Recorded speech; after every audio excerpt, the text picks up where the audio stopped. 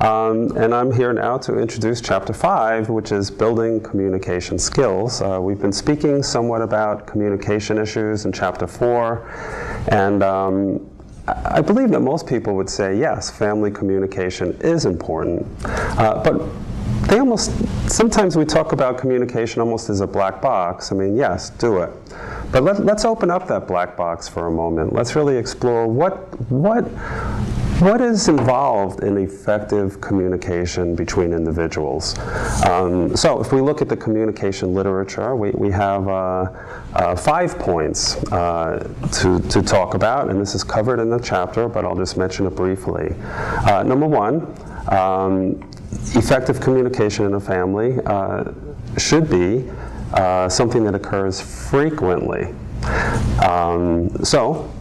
Many families set aside a specific day and time to discuss issues that are relevant to their succession plan or whatever other issues they're dealing with. Conversation should be ongoing. In other words, it's not just let's get it over with and a one-time only kind of shot deal. It should be participatory. So in other words, people are listening as well as communicating. And again, some people have an issue with that who are really not open to listening to some family members' points of view. Explicit, I guess it's in the word, communication. So in other words, it's actually something that people are doing, that you can't just assume that people are understanding points of view. So people have to make an effort to explain where they're coming from.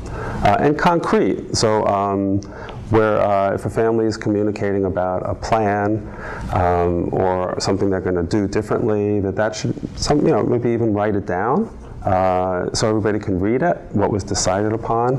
I guess we're talking about things like wills and estate plans, financial documents, organizational charts. It's helpful to get into making that concrete and written down so that future communication can build up upon that.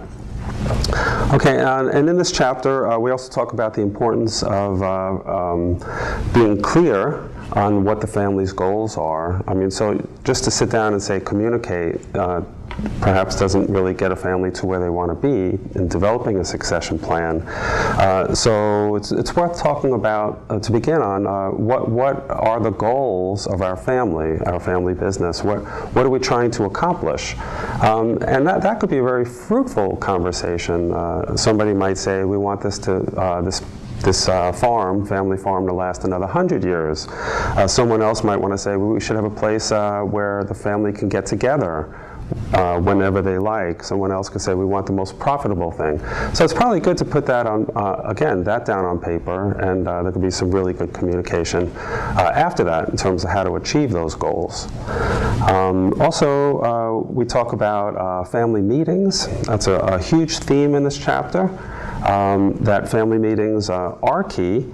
And that they should be formalized, not just informally done whenever. And we give some suggestions as to how to run productive family meetings.